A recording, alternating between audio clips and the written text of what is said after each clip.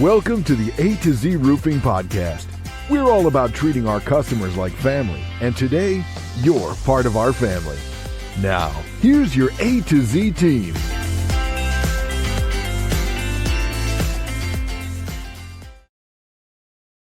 Well, hello, everyone. It is the beginning of August in South Florida, and hurricane season is upon us. Now, thankfully, I'm going to knock on wood before I say this and after I say this. The past couple of years have been kind of benign in the hurricane department. So hopefully, knock on wood again. We have a clean year. We have a clear path to victory this year. However, we are approaching the thick of it. So at any point, a storm could come. And I know there's been a lot of earthquakes, a lot of like natural disasters going on. So who knows what's going on? So if you're listening out there and you're a homeowner, this episode is for you. We are going to talk a little bit about hurricane preparedness. Guys, it's always a pleasure to see you. Hi. Same here. Yes. Yeah. So you've been at this quite some time now. How many hurricane seasons have you gone through with the business and roofing? You must have seen it all by now. How long have you been doing this for? 20 years. Yeah. Only 20 years. Only 20 years. Yeah. So you are both a repository, a wealth of knowledge in this department. So I have some questions here on my trusty device here. First off, what makes roofing in hurricane prone areas such as South Florida different than other parts of the country? Well, so I think personally that we probably have the toughest codes probably in the world when it comes to winds, high wind locations. We are in a high velocity hurricane zone. So everything that we do on the roof, all the codes that we follow are with high winds in mind. So it's, as far as I believe that we're the standard. The gold standard. The golden standard. The sunshine standard. So that's good, right? It's kind of like a double-edged sword, I'd imagine, right? Obviously, you want strict regulations because you want things to be built properly, but it also creates a lot of red tape for you guys in dealing with this, right? Oh, yeah. So what are some of the most common issues that you see with roofs post-storm? So after a major hurricane, what types of issues are you getting calls about typically? So it's been a while since we had a storm, but I guess like the major one would be, either the tiles are blown off the roof or damaged from flying debris, which you really can't do anything about, or even shingles folding up on themselves. Like the big issues are basically leaks after storms. And then when you go to investigate leaks, you identify other problems that may or may not have been caused by the storm. Got it. So what should a homeowner do right now before a storm? Obviously, most people out of sight, out of mind. I mean, you see a roof, but you're not up there looking at it. So if you're not having any leaks in the house and you're not noticing anything, you might think there's nothing wrong with the roof, but there could be issues. What sorts of things should homeowners be doing before the storms even come to get ready? So, what a homeowner can do is they can actually do like simple things as far as like they could do a 360 around their property and just looking up at the roof, see if they see anything out of the ordinary that doesn't look right themselves. Another thing they can do is see if there are any active leaks. And like a huge indicator that homeowners really don't know is if you're walking around the perimeter of the property and you're seeing water marks on your fascia board, that's typically an active leak or any water stains inside the house. As far as non-homeowner things, they could always call a company to do an inspection on the roof and pay the fees, whatever it may be, to get up, identify, hey, there are broken tiles up here, there are loose tiles up there, and address those issues. Another thing is trimming back trees, getting your landscape ready. I regularly, yearly, we get our trees trimmed in anticipation of heavy winds. The last thing you want is a heavy topped tree to fall on your house. So I cut back my trees every year. I think also too, if they have gutters, clean out your gutters. Yes, a lot of times those get backed up with debris, yeah. leaves, all of that. So it's just the exterior maintenance around.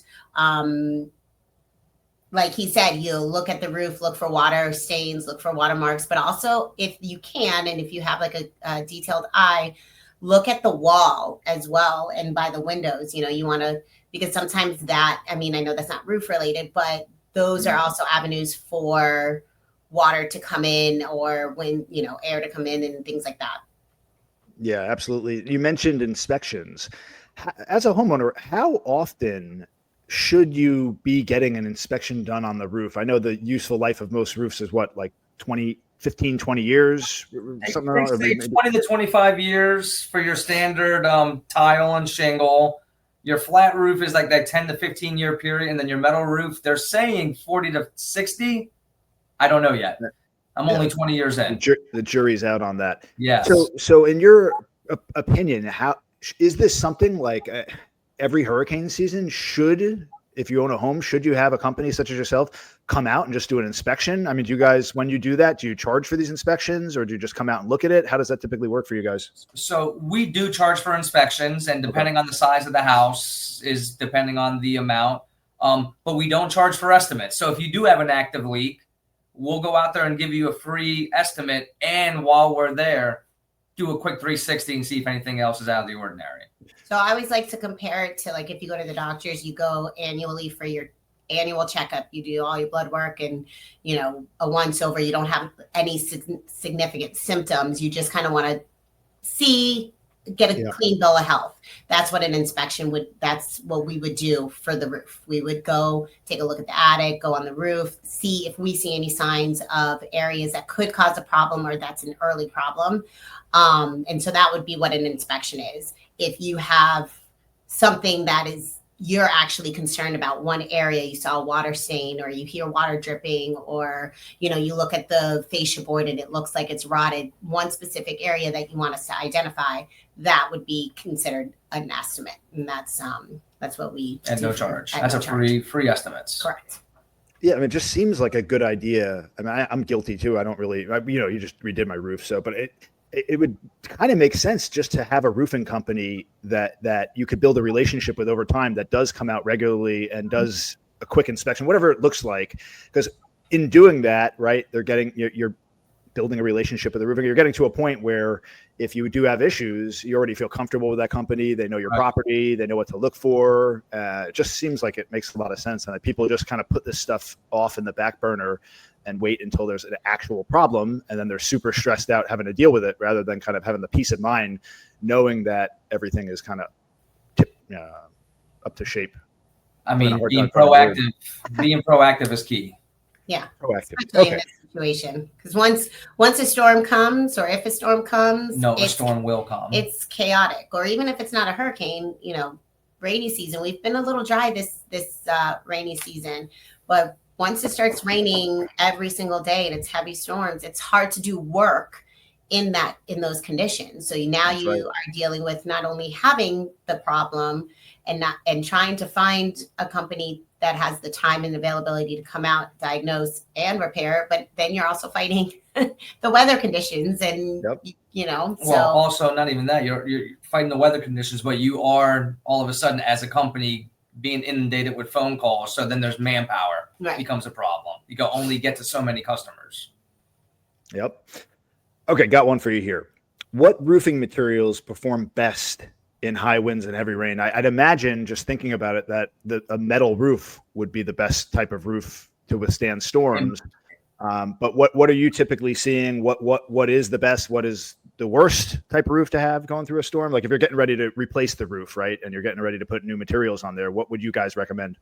So, all of these products that we put down, they have a uplift number, and it's a negative pressure number.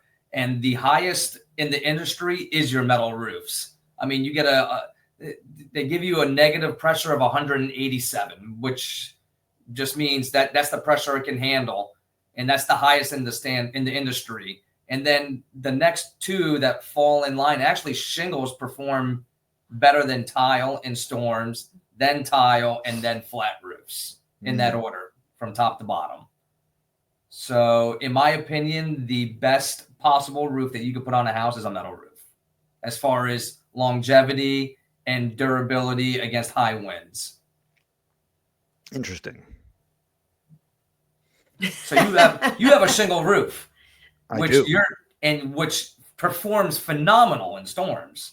Your roof is rated for 135 mile per hour winds. Yes. Oh yeah. Yes. I got a very special roof over here. Association approved.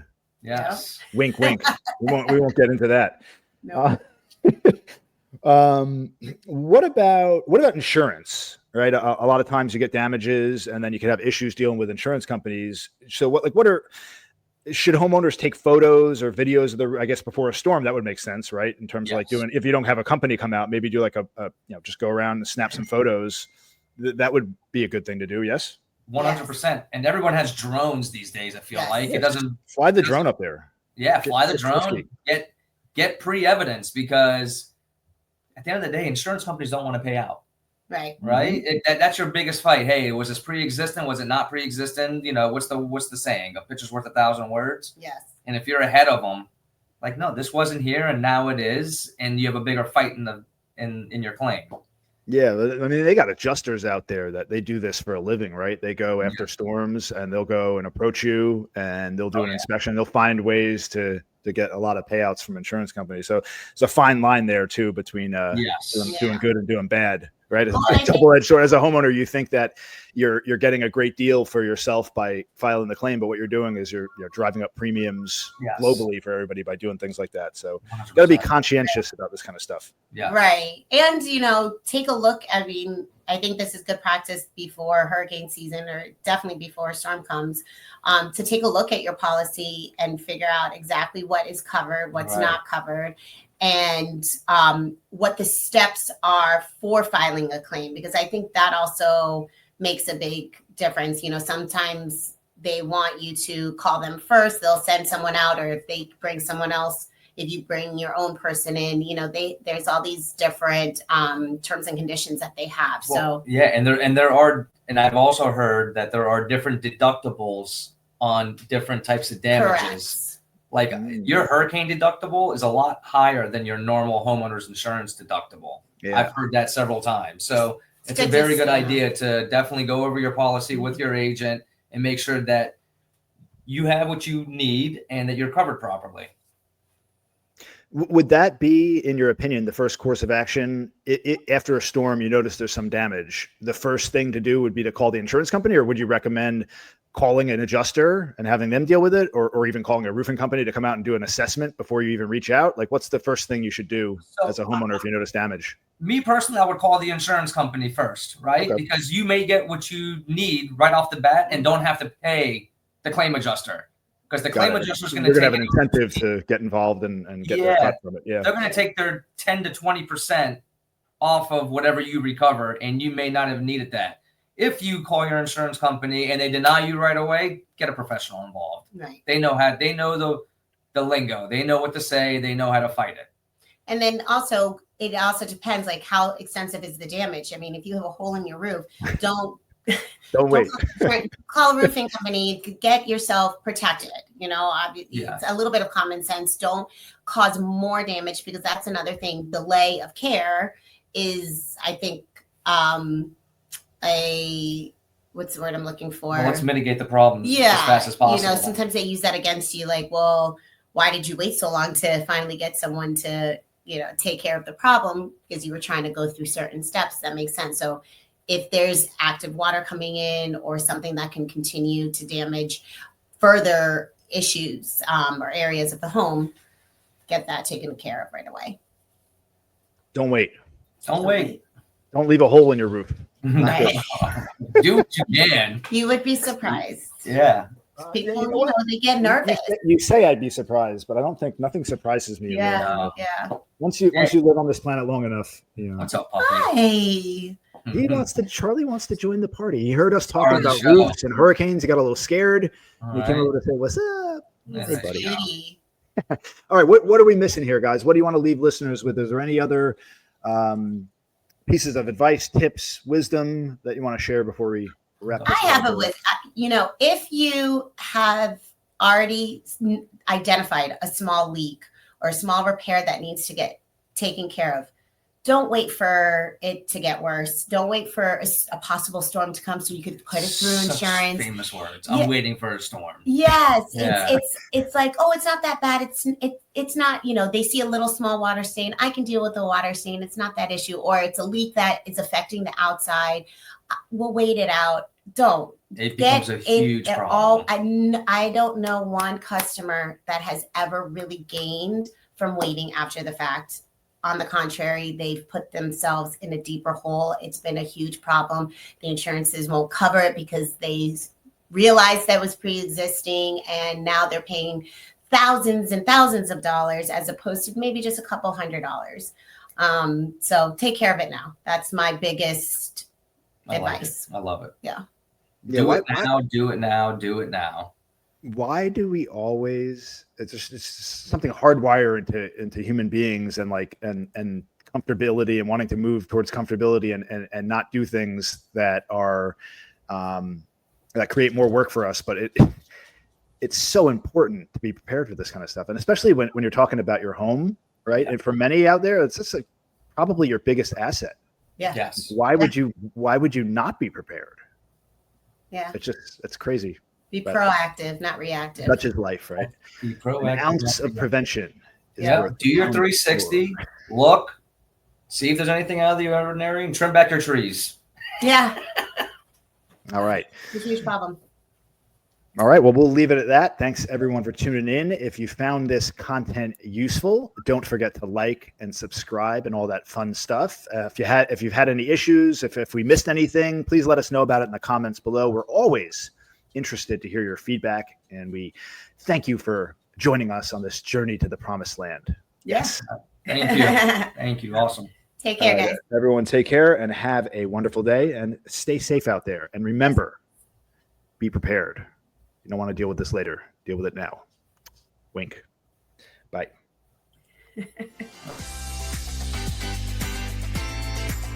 Thank you for joining us on another episode of the A to Z Roofing Podcast. We hope you enjoyed this deep dive into the world of roofing, and that you're leaving with valuable insights and ideas to enhance your roofing projects. For more information, visit A2ZRoofingExperts.com or call 954-22-ROOFS. That's 954-227-6637.